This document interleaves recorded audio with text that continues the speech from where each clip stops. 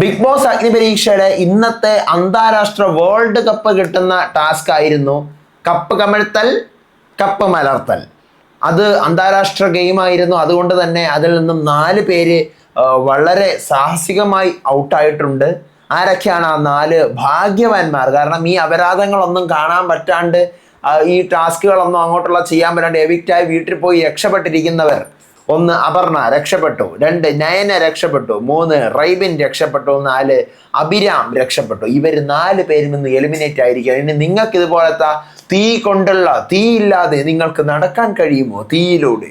എന്നാൽ നിങ്ങളെ കാത്തിരിക്കുന്നത് ഒരു അഗ്നിപരീക്ഷയാണ് എന്ന് പറഞ്ഞല്ലോ. നിങ്ങൾ രക്ഷപ്പെട്ടു മക്കളെ. കാരണം നിങ്ങളുടെ കാല് പൊള്ളണ്ട, മനസ്സിന്റെ വേദന എന്ത് പറയാനാണ്, അഗ്നിപരീക്ഷ അല്ലേ? അപ്പൊ നിങ്ങൾക്ക് ഇനി സേഫാണ്. എൻ്റെ പൊന്നു മേക്കേഴ്സേ, 5 10 രൂപ കൊടുത്ത് കപ്പ് വാങ്ങിക്കാനുള്ള കാശ് മാത്രമേ നിങ്ങളിലുള്ളൂ. ഈ സ്റ്റേജും സെറ്റും ഒക്കെ പണിതെടുത്തപ്പോൾ നിങ്ങളുടെ പോക്കറ്റ് കാലിയായോ? എനിക്ക് അറിഞ്ഞുകൂടാത്തതുകൊണ്ട് ഞാൻ ചോദിക്കുകയാണ്. കാരണം ഇതാണോടെ അഗ്നിപരീക്ഷ? ഞാൻ നിങ്ങളുടെ അടുത്തൊരു കാര്യം ചോദിക്കട്ടെ, ടീം, ഇത് ഈ അഗ്നിപരീക്ഷയുടെ ടീം, നിങ്ങളുടെ തന്നെ പണ്ടൊരു ഷോ ഉണ്ടായിരുന്നു ഏഷ്യാനെറ്റിൽ, ഡെയർ ദ ഫെയർ എന്ന് പറഞ്ഞിട്ട്. നമ്മുടെ ദിൽഷയൊക്കെ ഉണ്ടായിരുന്ന ഒരു ഷോയാണ്. ദിൽഷ, പാരീസ് ലക്ഷ്മി, GP ആണെന്ന് തോന്നുന്നു എൻ്റെ ഹോസ്റ്റ്, എനിക്ക് കറക്റ്റ് ഓർമ്മയില്ല. അത് നമ്മുടെ ഹിന്ദിയിലെ ഖത്രോം കെ ഖിലാഡി, അതിൻ്റെ ഒരു മലയാളം റീമേക്ക് ആണെന്നാണ് എനിക്ക് തോന്നുന്നത്. സൂര്യ TV-യിലും അതിൻ്റെ സ്റ്റാർ വാർ എന്ന് പറഞ്ഞൊരു സംഭവം ഉണ്ടായിരുന്നു. അതിനെയാണ് നിങ്ങൾ അഗ്നിപരീക്ഷ എന്ന് പറഞ്ഞ്, ബിഗ് ബോസിന്റെ പേര് പറഞ്ഞ് ബിഗ് ബോസ് അഗ്നിപരീക്ഷ എന്ന് പറഞ്ഞ് കൊണ്ടുവന്നിരുന്നെങ്കിൽ ഞാൻ കൈയടിച്ചേനെ. പ്രേക്ഷകർ ഒന്നടങ്കം കൈയടിച്ചേനെ. നല്ല TRPയും കിട്ടിയേനെ. ഇതിനകത്ത് ജയിക്കുന്ന 5 പേരെ അല്ലെങ്കിൽ 4 പേരെ, കുറച്ച് പേരെ പ്രേക്ഷകരുടെ വോട്ടും കുറച്ച് പേരെ ജഡ്ജ്മെന്റ് ബേസിസിലൊക്കെ എന്ത് ചെയ്യാം, നമുക്ക് ബിഗ് ബോസിനകത്തേക്ക് കയറ്റി വിടാം എന്നൊരു സാധനം നിങ്ങൾ കൊണ്ടുവന്നിരുന്നെങ്കിൽ എന്ത് ഹിറ്റായേനെ. അത് അഗ്നിപരീക്ഷയാണ്. അത് കറക്റ്റ് അഗ്നിപരീക്ഷ തന്നെയാണ്. കാരണം സ്വിമ്മിംഗ് പൂളിനകത്ത് പിന്നെ വലിയ വെള്ളം, പാമ്പ്, പഴുതാര, അട്ട, ഇതുപോലത്തെ സാധനങ്ങൾ ഇതിനു മുന്നിൽ ടാസ്ക് കംപ്ലീറ്റ് ആക്കണം. ഔട്ട്ഡോർ സെഗ്മെന്റ് ആണ് കൂടുതലും, ഇൻഡോർ അല്ല. അപ്പൊ അത് കൊണ്ടുവന്നിരുന്നെങ്കിൽ ശരിക്കും പറഞ്ഞു കഴിഞ്ഞാൽ നന്നായിരുന്നേനെ എന്ന് എനിക്കിപ്പോ തോന്നിപ്പോവാണ്. ഞാൻ ഇന്നാണ് ഇതിന് ചിന്തിച്ചത്. ഏഷ്യാനെറ്റിന്റെ തന്നെ ഇങ്ങനെ ഒരു ഷോ ഉണ്ടായിരുന്നില്ലേ, ഡെയർ ദ ഫെയർ എന്ന് പറഞ്ഞിട്ട്? അത് കൊണ്ടുവന്നിരുന്നെങ്കിൽ അടിപൊളിയാവുമായിരുന്നില്ലേ? ബിഗ് ബോസ് അഗ്നിപരീക്ഷ എന്ന് പറഞ്ഞാൽ അതിനകത്ത് മനോബലം വേണം, കായിക ബലം വേണം, എല്ലാ സ്ട്രെങ്തും അതിനകത്തുണ്ടെങ്കിലേ ഖത്രോം കെ ഖിലാഡി എനിക്ക് അതേ വരത്തുള്ളൂ. ഹിന്ദി കണ്ടേ ഖത്രോം കെ ഖിലാഡി ഇപ്പൊ ഹിന്ദി നടന്നുകൊണ്ടിരിക്കുകയാണ്. 13ാമത്തെയോ 14ാമത്തെയോ സീസൺ ആണ് ഇപ്പോൾ. അപ്പോൾ അത് നിങ്ങൾ കൊണ്ടുവന്നിരുന്നെങ്കിലും നല്ലതായിരുന്നേനെ. ഇതിപ്പോ ബിഗ് ബോസ് അഗ്നിപരീക്ഷ എന്ന് പറഞ്ഞ് കൊണ്ടുവന്നിട്ട് ഇപ്പൊ നഴ്സറി ഗെയിംസ് ഇതിനെക്കാളെ നന്നായിട്ട് ചെയ്യുമെന്നാണ് എനിക്ക് തോന്നുന്നത്. കാരണം ഇതാണ് ഇവിടെ അഗ്നിപരീക്ഷ. സ്റ്റാർ മാജിക്കിനുണ്ട് ഇതിനേക്കാളൊരു വാല്യൂ ഉള്ളത് പറയാമല്ലോ. ഇന്ന് പാർഷ്വാലിറ്റിയും കാര്യങ്ങളൊന്നും ജഡ്ജസ് ആരോടും കാണിച്ചൊന്നുമില്ല. പിന്നെ ജഡ്ജസിന് നമുക്ക് ഇതിൽ കുറ്റം പറയാൻ പറ്റത്തില്ല. അവരുടെയൊക്കെ ചെവിയിൽ ഇന്നെയർ വെച്ചിട്ടുണ്ട്. അപ്പൊ ഇന്നെയറിലൂടെ മേക്കേഴ്സ് പറഞ്ഞു കൊടുക്കുന്ന കാര്യങ്ങളല്ലേ അവർക്ക് പറയാൻ പറ്റൂ. വൈകിപ്പിക്കണ്ട, നമുക്ക് തുടങ്ങാം. ഇന്നത്തെ ഓഗസ്റ്റ് 21 എപ്പിസോഡ് 7 അഗ്നിപരീക്ഷയുടെ റിവ്യൂ ആയിട്ടാണ് ഞാൻ വന്നിരിക്കുന്നത്. മൂൺലൈറ്റ് മീഡിയയിലോട്ട് വന്നിട്ടുള്ള എല്ലാവർക്കും സ്വാഗതം. വീഡിയോ ആദ്യമായിട്ട് കാണുന്നവർ സബ്സ്ക്രൈബ് ചെയ്യണം ചാനൽ. അതുപോലെ തന്നെ നിങ്ങളുടെ ഓരോ ലൈക്കും എനിക്ക് കിട്ടുന്ന കോൺഫിഡൻസ് ആണ്. FB-ലോ ഇൻസ്റ്റയിലോ നിങ്ങൾ ഈ വീഡിയോ കാണുകയാണെങ്കിൽ ഫോളോ ചെയ്യുക. യൂട്യൂബിൽ കാണുന്ന ഒരു ഹൈപ്പ് ബട്ടൺ കൂടി ക്ലിക്ക് ചെയ്യുക. 24 പേരാണ് നമ്മുടെ ഗെയിമിൽ ഇനി ബാക്കിയുള്ളത്. അതിനകത്ത് ഇന്നലെ ഇൻഫിനിറ്റി പെൻഡന്റ് കിട്ടിയിട്ടുള്ള അഫിയ, വൈശാഖ്, ഷിബിന, ഷിജിൻ, ഇവർക്ക് 4 പേർക്കും എന്ത് കൊടുക്കുകയാണ്? നമ്മുടെ ഇന്ന് ഇവർക്ക് ഇമ്മ്യൂണിറ്റിയാണ്. എന്ത് ചെയ്ത് കഴിഞ്ഞാൽ ഇവർ ഇന്ന് ഔട്ട് ആവത്തില്ല, ഇവർ സേഫാണ്. എന്നിട്ട് ഇവരുടെ പെൻഡന്റ് പിടിച്ച് മേടിക്കുന്നുമുണ്ട്. അപ്പോൾ പെൻഡന്റിന്റെ പവർ കഴിഞ്ഞല്ലോ. ഇനി അടുത്ത് ഇന്ന് ഇമോജീസ് ഒക്കെ പറക്കിയിട്ടാണ് ടീം, സത്യം പറഞ്ഞു കഴിഞ്ഞാൽ ടീം ഡിവൈഡ് ചെയ്യുന്നത്. വലിയ രസമൊന്നുമില്ല. 4 ടീം ആവുന്നുണ്ട്. 24 പേരല്ലേ, 6 പേരുള്ള 4 ടീമായിട്ട് മാറുന്നുണ്ട്. എന്നിട്ട് ഇന്നത്തെ ടാസ്ക്കാണ് ഞാൻ ഈ പറഞ്ഞ പോലെ കപ്പ് മലർത്തൽ, കപ്പ് കമഴ്ത്തൽ. ഒരേ സമയം കപ്പ് മലർത്തുക, കപ്പ് കമഴ്ത്തുക. ഇതാണ് ടാസ്ക്. ഇതിൻ്റെ ഇടയിൽ കൂടി മറ്റേ മാസ്ക് ഓഫ് എന്ന് പറയുന്ന ടാസ്ക് ഇല്ലേ, കഥ പറച്ചിൽ ടാസ്ക്. ഇന്ന് അഭിരാമിന്, ഷിജിന്, അഫിയാനാസിന്, വിശാഖിന്, ഷിൻജിത്തിന്, അളകനന്ദയ്ക്കൊക്കെ പറയാനായിട്ട് കിട്ടുന്നുണ്ട് ചാൻസ്. ദെൻ കപ്പ് മലർത്തൽ, കപ്പ് കമഴ്ത്തൽ, ആ ടാസ്കിലേക്ക് നമുക്ക് വരാം. അന്താരാഷ്ട്ര വേൾഡ് കപ്പ് ടാസ്ക് ഇന്ന് ആദ്യം അഖിൽ മാലാറുടെയും രഞ്ജിനിയുടെയും റിയാസിൻ്റെയും ടീമായിരുന്നു ചെയ്തുകൊണ്ടിരുന്നത്. ആരൊക്കെയാണെന്നുള്ളത് കറക്റ്റ് അങ്ങോട്ട് അറിയത്തില്ല. കാരണം 20 പേരുണ്ട്. എല്ലാവരുടെയും ഫേസ് ഒന്നും കറക്റ്റ് കാണിക്കുന്നൊന്നുമില്ല. അപ്പം അതുകൊണ്ട് നമുക്ക് കറക്റ്റായിട്ട് ഐഡന്റിഫൈ ചെയ്യാനും പറ്റുന്നത്. അത് വളരെ മാന്യമായിട്ട് അവർ ചെയ്തു.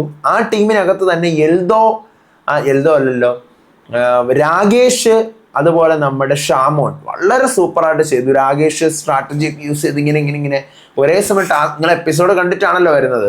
നമ്മൾ കപ്പ് കമഴ്ത്തുകയും ഓപ്പോസിറ്റ് ടീമിന്റെ എടുക്കുന്നതിനനുസരിച്ചിട്ട് അവർക്ക് തിരിച്ചു വെക്കുകയും നമ്മുടെ നേരെ ആക്കുകയും ചെയ്യണം. 2 റൗണ്ടായിട്ടാണ് കളിക്കാനുള്ളത്. അപ്പൊ അതിനകത്ത് രാകേഷും ഷാമോനും തന്നെയായിരുന്നു ഹൈലൈറ്റ്. അവരായിരുന്നു അത്യാവശ്യം നന്നായിട്ട് പെർഫോം ചെയ്തുകൊണ്ടിരുന്നത്. അത് കഴിഞ്ഞു. അതിനകത്ത് നമ്മുടെ രഞ്ജനിയുടെ ടീമാണ് ജയിക്കുന്നത്. ദെൻ പിന്നീട് റനീഷിന്റെ മകിൽമാരുടെ ടീം സത്യം പറഞ്ഞ അലമ്പായിരുന്നു. അലമ്പെന്ന് പറഞ്ഞാൽ അതിനകത്ത് എൽദോ ഒഴിച്ച് ബാക്കി എല്ലാവരും അലമ്പായിരുന്നു. അലമ്പെന്ന് പറഞ്ഞാൽ അടി, ചവിട്ട്, തള്ളല്, മൊത്തം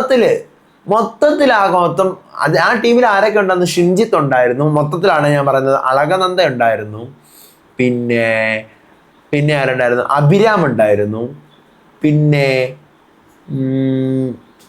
അങ്ങനെ പ്രണവ് ഉണ്ടായിരുന്നു. മൊത്തത്തിൽ അതിങ്ങോട്ട് കഴിഞ്ഞതും ജഡ്ജസ് ടപ്പേ എന്ന് പറഞ്ഞ് ഇവരങ്ങോട്ട് വഴക്ക് പറയാൻ തുടങ്ങി. കാരണം അമ്മാതിരി ലെവൽ ഓഫ് അത് കണ്ടുകൊണ്ടിരിക്കുന്നവർക്ക് ഇവർ പറയുന്നതും കേൾക്കുന്നില്ല, എന്താണ് ചെയ്യുന്നത്. പിന്നെ എൽദോ ഉണ്ടായിരുന്നു ആ ടീമിനകത്ത്.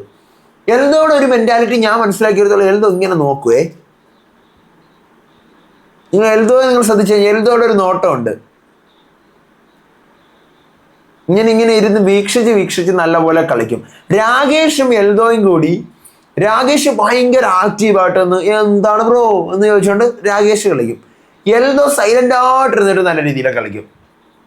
അങ്ങനെ ആ ടീം അത് അലമ്പി വരുന്നു എന്ന് പറഞ്ഞാൽ അലമ്പി വരുന്നു അവരുടെ ടീം. പിന്നീട് ടാസ്ക് എല്ലാം കഴിഞ്ഞ് മിക്ക ഉള്ളവരും ഔട്ട് ഹൗസിലോട്ട് പോകുന്നത് ഈ രണ്ടാമത്തെ ടീമിൽ നിന്നാണ്. അതായത് റൈബിൻ പോകുന്നുണ്ട്, അഭിരാം, നയന, അളകനന്ദ, പ്രണവ്, അപർണ, ഇവരാറ് പേരെയും ഔട്ട് ഹൗസിലോട്ട് അടിച്ചിറക്കുവാണ്. ഇൻഫിനിറ്റി പെൻഡന്റ് നമ്മുടെ രാകേഷിന് കൊടുക്കുന്നു, അതുപോലെ തന്നെ ഷാമോന് കൊടുക്കുന്നു, എൽദോക്ക് കൊടുക്കുന്നു. ഇന്നത്തേൽ ഫേവററ്റിസമേ ഇല്ല. കാരണം നമ്മൾ ഗെയിം കണ്ടതാണ്. അപ്പോൾ നമ്മൾ എപ്പിസോഡിൽ കാണുന്ന വെച്ചിട്ട് ഇവർക്ക് തന്നെയാണ് കൊടുക്കേണ്ടിയിരുന്നത്. ദെൻ പിന്നീട് പറഞ്ഞു വരുമ്പോൾ നമ്മുടെ എപ്പിസോഡിൽ കുറേ പോർഷൻസ് ഒക്കെ എനിക്ക് കട്ടായി പോകുന്ന പോലെ തോന്നിയിട്ടുണ്ട്. ഇനി ഈ ഔട്ട് ഹൗസിൽ വന്നിട്ടുള്ളവർ തമ്മിൽ മൊത്തത്തിൽ 6 പേരുണ്ട്. ഇവർ അങ്ങോട്ടും ഇങ്ങോട്ടും നിന്നെക്കാൾ എന്തുകൊണ്ട് യോഗ്യൻ ഞാൻ എന്ന് സംസാരിക്കണം. അതായത് റൈബിനും അഭിരാമും കൂടി, റൈബിനേക്കാൾ എന്തുകൊണ്ടാണ് അഭിരാം, അല്ലെങ്കിൽ അഭിരാമിനേക്കാൾ എന്തുകൊണ്ടാണ് റൈബിൻ എന്ന് പരസ്പരം സംസാരിക്കണം. അടുത്ത പ്രണവും നയനയും അതുപോലെ സംസാരിക്കണം. അതുപോലെ നമ്മുടെ അപർണയും അളകനന്ദയും പരസ്പരം സംസാരിക്കണം. അപ്പം അങ്ങനെ ഒരു ടാസ്ക് ഉണ്ടായിരുന്നു. അത് കുഴപ്പമില്ല, നല്ല രീതിയിൽ എല്ലാവരും അത്യാവശ്യം സംസാരിച്ചിട്ടുണ്ട്. അപ്പം അതിൻ്റെ ബേസിസിലാണ് എവിക്ഷൻ നടക്കുന്നത്. എവിക്ഷനിൽ ഇവർ കൺവിൻസ് ആവാത്ത ആരൊക്കെയാണ്? അപർണയുടേത് കൺവിൻസ്ഡ് അല്ല, നയനയുടേത് കൺവിൻസ്ഡ് അല്ല, റൈബിൻ്റെത് കൺവിൻസ്ഡ് അല്ല, അഭിരാമിൻ്റെത് കൺവിൻസ്ഡ് അല്ല. അങ്ങനെ ഇവർ 4 പേരെയും ഇന്ന് എവിക്റ്റ് ആക്കുകയാണ്. പ്രണവ്, അളകനന്ദ സേവ് ആവുന്നു. ഇനി നാളെ വീക്കെൻഡ് കാ വാർ എന്നാണ് പറയുന്നത്. ഹിന്ദിയിലൊക്കെ ഉള്ളതുപോലെ വീക്കെൻഡ് കാ വാർ എന്ന് പറയും. എനിക്ക് തോന്നുന്നത് നമ്മുടെ പൊളി ഫിറോസും കിടിലം ഫിറോസൊക്കെ വന്നിരുന്നിട്ട് സെൽഫിയൊക്കെ എടുത്ത ഒരു വീഡിയോ ഒക്കെ വൈറലായിട്ടുണ്ടായിരുന്നല്ലോ.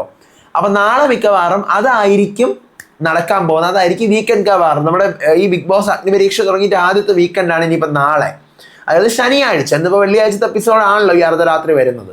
അപ്പോൾ ഇനി ശനിയാഴ്ച മിക്കവാറും പൊളി ഫിറോസും കിടിലം ഫിറോസും കൂടെ ചിലപ്പം എല്ലാ ആഴ്ചയിലും ഇതുപോലെ 2 ആഴ്ചയിലെ വീക്കെൻഡ്സ് വരത്തുള്ളൂ അല്ലേ? 2 ആഴ്ച ഇതുപോലെ വീക്കെൻഡ് വരത്തുള്ളൂ. അതായത് ഫസ്റ്റ് ആഴ്ചയിൽ ഇല്ലായിരുന്നു, ഇൻട്രൊഡക്ഷൻ ആയിരുന്നു. ഇപ്പോൾ ഈ ആഴ്ചയും അടുത്ത ആഴ്ചയായിരിക്കും, അതിൻ്റെ അടുത്ത ആഴ്ചത്തെ ഫിനാലെ ആയിരിക്കും.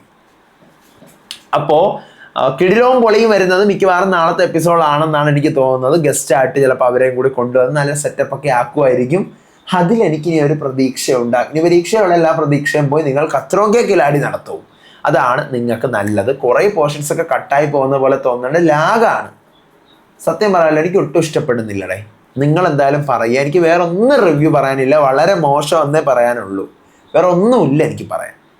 കാരണം ഇന്നലെ അന്താരാഷ്ട്ര കുപ്പിക്കളി, ഇന്ന് അന്താരാഷ്ട്ര കപ്പ് മലർത്തൽ കളി, നാളെ ഇനി സുന്ദരിക്ക് പൊട്ട തൊടലായിരിക്കും. ഓണമല്ലേ, അപ്പോൾ ഇനി ഓണത്തിൻ്റെ വൈബ്. സുന്ദരിക്ക് പൊട്ട തൊടൽ, കുളങ്കര, മ്യൂസിക്കൽ ചെയർ, പിന്നെ വേണമെങ്കിൽ music with body muscles, lemon with spoon, ചാക്കി ചാട്ടം, ഇതെല്ലാം കാണുമായിരിക്കും. നമുക്കിതൊക്കെ പ്രതീക്ഷിച്ചിരിക്കാം. അപ്പോൾ അടുത്ത വീഡിയോ ആയിട്ട് വരാം, നാളത്തെ എപ്പിസോഡിൻ്റെ റിവ്യൂ ആയിട്ട് വരാം. അതുവരേക്കും ബൈ.